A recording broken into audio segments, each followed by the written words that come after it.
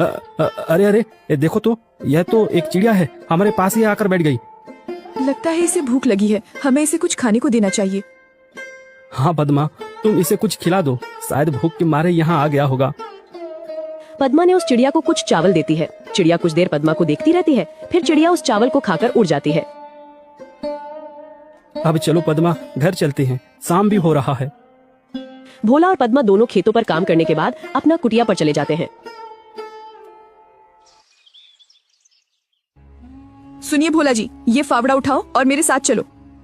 पर कहाँ? तुम फावड़ा लेकर कहाँ जाने की बातें कर रही हो? ज्यादा सवाल जवाब नहीं, मेरे साथ चलो, आज कुछ जरूरी काम करनी है। क्या? कोई जरूरी काम? वो भी इस वक्त रात को? हाँ जी, आज हम वो काम करने जा रहे हैं जिसे आपको पहले ही कर लेना चाहिए था। पद्मा के कहने पर भोला फावड़ा उठाता है। दोनों पति पत्नी अपने उस खेत के मेड़ पर आते हैं जो उन्हें बंटवारे पर मिला था।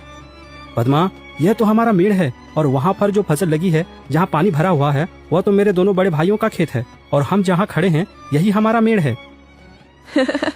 इसलिए तो मैं तुमको यहाँ लेकर आई हूँ बुद्धू। और सुनो, आप इस मेड़ को अभी के अभी तोड़ दो। ये क्या कह रही हो तुम? इससे तो मेरे दोनों भाइयों के पूरे फसल बर्बाद हो जाएगा। बिना मेड़ के भला खेती कैसे हो सकता है पद्मा? ये समस्या तुम्हारे भाइयों का है, तुम्हारा नहीं। हमारा मेड़ हमारी मर्जी, तोड़े या रखे। अरे वाह पद्मा वाह, मुझे पता नहीं था, तुम तो बड़ी होशियार हो, अब मुझे समझ में आ गया। इस तरह पद्मा और भोला ने खेत के सारे मेड़ को तोड़ दिया, जिससे खेतों से पानी भर गया और फसल बर्बाद हो गया। अगली सुबह जब दोनों भाई खेत पर पहुंचते हैं, हे भगवान, ये क्या हो गया? हमारे सभी फसल तो बर्बाद हो गया। कितनी अच्छी फसल लगी थी, सोचा था इस साल सोने के गहने लूंगा, पर सपना सपना ही रह गया। अरे भाई, हम दोनों तो बर्बाद हो गए रे। कितनी अच्छी फसल लगी थी, अब बिना पानी से सब सूख गया। भला अब फसल कैसे होगी? अरे भैया, वो देखो, खेत का मेड़ को किसी ने तोड़ दिया है। जब मेड़ ही नहीं है तो खेत में पानी कहाँ रहेगा, और हम सिंचाई कैसे करेंगे? जरूर ये काम भोला का होगा, जरूर उसने होशियारी की होगी। भीमा और लल्लन दोनों रोते हुए घर को आते हैं। घर आकर अपनी पत्नियों को सारी कहानी बताने लगते हैं। अरे ये क्या हो गया? देखो जी, मेरी बात सुनो, अगर फसल बर्बाद हो गया है तो कोई बात नहीं, हमारा आम का पेड़ तो है।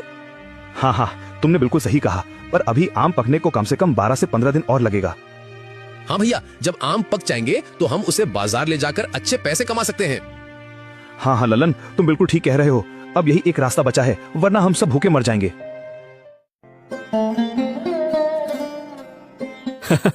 अरे पद्मा, तुम तो कमाल कर दिया, मेड़ तोड़ दिया। जैसी करनी वैसी भरनी, ये उन्हीं के कर्मों का फल है। सुनो जी, आज रात हमें और एक काम करना है। अरे पद्मा, इस बार क्या करना है? अरे बुद्धू, तुम अब देखते जाओ।